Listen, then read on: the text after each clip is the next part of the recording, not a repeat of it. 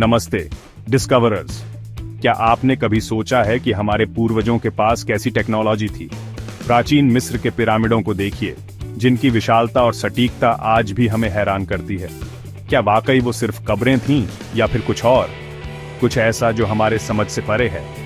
तो तैयार हो जाइए डिस्कवरर्स, क्योंकि आज हम एक ऐसे सफर पर निकल रहे हैं जहां विज्ञान और रहस्य का मिलन होता है और जहां हमें पता चलता है कि हमारे पूर्वज शायद उतने भी प्राचीन नहीं थे जितना हम सोचते हैं। चलिए शुरू करते हैं। मिस्र के पिरामिड, ये अद्भुत संरचनाएं सदियों से मानवता को चकित करती आई हैं। ये विशालकाय इमारतें सदियों से लोगों को अपनी ओर आकर्षित करती रही हैं। हर साल लाखों पर्यटक इनकी भव्यता को देखने आते हैं।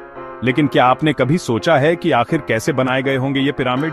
इनकी निर्माण प्रक्रिया आज भी एक रहस्य बनी हुई है।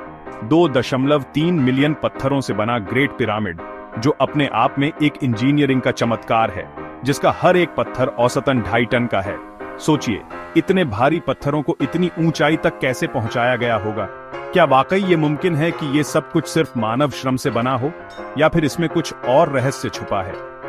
कुछ लोग मानते हैं कि एलियंस ने इनके निर्माण में मदद की होगी। ये विचार कई लोगों के मन में सवाल उठाता है। वो कहते हैं कि इतनी बड़ी संरचनाओं को बनाने के लिए उस जमाने की तकनीक पर्याप्त नहीं थी। क्या वाकई ऐसा हो सकता है?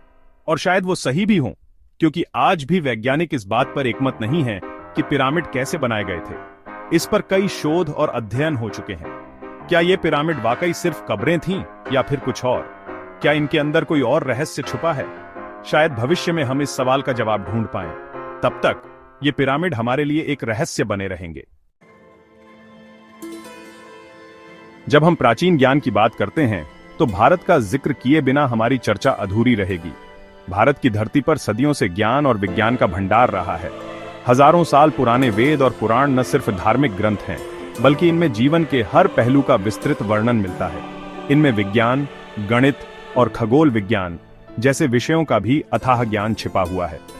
प्राचीन भारतीय विद्वानों ने इन विषयों पर गहन अध्ययन किया था।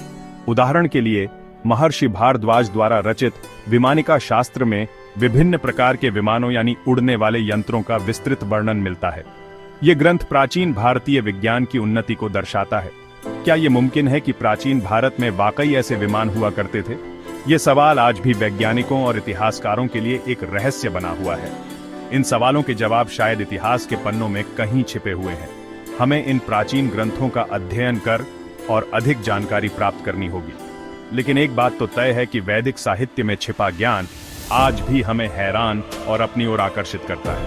यह ज्ञान हमें हमारे गौरवशाली अतीत की याद दिलाता है और प्रेरित करता है। अब हम सफर करते हैं प्राचीन ग्रीस, जहां हमें एक ऐसा यंत्र मिलता है जो समय से आगे था। यह यंत्र न केवल अपने समय का अद्वितीय आविष्कार था, बल्कि यह आधुनिक विज्ञान के लिए भी एक रहस्य बना हुआ है। जी हां, मैं बात कर रहा हूं एंटिकिथेरा मैकेनिज्म की। यह यंत्र अपने आप में एक चमत्कार है, जो प्राचीन ग्रीक विज्ञान और तकनीक की उन्नति को दर्शाता है। लगभग 2000 साल पुराना यह यंत्र, जो कि जंग लगे गियर और प्लेटों का एक जटिल ढांचा है, को 1901 में ग्रीस के एंटिकिथेरा द्वीप के पास एक जहाज के मलबे से निकाला गया था। यह खोज अपने आप में एक ऐतिहासिक घटना थी।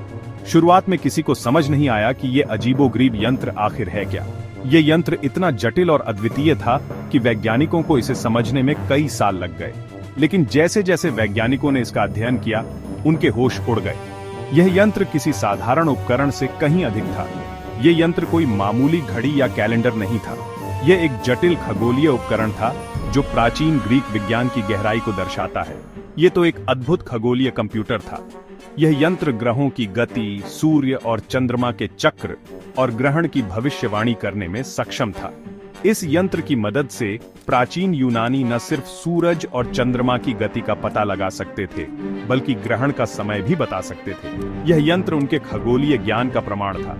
क्या यह प्राचीन यूनानियों की ही रचना थी, या फिर उन्हें किसी और स्रोत से ज्ञान मिला था? यह सवाल आज भी वैज्ञानिकों और इतिहासकारों के बीच चर्चा का विषय बना हुआ है। यह सवाल आज भी हमें सोचने पर मजबूर करता है। क्या प्राचीन ग्रीस के वैज्ञानिक इतने उन्नत थे, या फिर उनके पास किसी और सभ्यता का ज्ञान था? यह रहस्य आज भी अनसुलझा है। पेरू के रेगिस्तान में एक ऐसी जगह है जहां जमीन पर अजीबोगरीब रेखाएं और आकृतियां बनी हुई हैं। इन्हें नाज़का लाइंस कहा जाता है और ये इतनी विशाल हैं कि इन्हें सिर्फ हवा से ही पूरी तरह देखा जा सकता है। ये रेखाएं और आकृतियां कई तरह की हैं। कुछ सीधी रेखाएं हैं जो कई किलोमीटर तक चली जाती हैं, तो कुछ जानवरों, पौधों और ज्यामितीय आकृतियों की तरह दिखती हैं। लेकिन सच तो ये है कि आज तक कोई भी निश्चित रूप से नहीं कह पाया है कि नाज़का लाइंस का रहस्य क्या है। ये प्राचीन काल की एक ऐसी पहेली है जो आज भी हमें चुनौती देती है। क्या आप मानेंगे कि बिजली का आविष्कार हमें प्राचीन काल में ही हो गया था? जी हां, मैं मजाक नहीं कर रहा। इराक में एक ऐसी चीज मिली है जिसे बगदाद बैटरी कहा जाता है।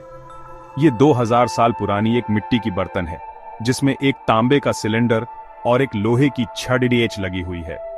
वैज्ञानिकों का मानना है कि इसमें अंगूर के रस जैसा कोई अम्लीय द्रव भरकर बिजली पैदा की जाती होगी। ये सब चीजें हमें यह सोचने पर मजबूर करती हैं कि क्या हमारे पूर्वज वाकई उतने पिछड़े थे जितना हम सोचते हैं, या फिर उनके पास ऐसा ज्ञान था जो समय के साथ खो गया। तो डिस्कवरर्स, क्या आपको लगता है हमारे पूर्वजों के पास थी एडवांस टेक्नोलॉजी जो आज भी रहस्य बनी हुई है? पिरामिड, वैदिक विज्ञान या एंटिकिथेरा मैकेनिज्म, ये सारे प्राचीन आश्चर्य हमें यह सोचने पर मजबूर करते हैं कि क्या हम इस ब्रह्मांड में अकेले हैं या कोई और भी है। क्या कभी कोई और सभ्यता हमसे भी ज्यादा विकसित थी जो अब खो चुकी है? अगले एपिसोड में क्या हमारा ब्रह्मांड एक सिमुलेशन है या ये वास्तविकता है? तब तक के लिए नमस्ते और ध्यान रखें।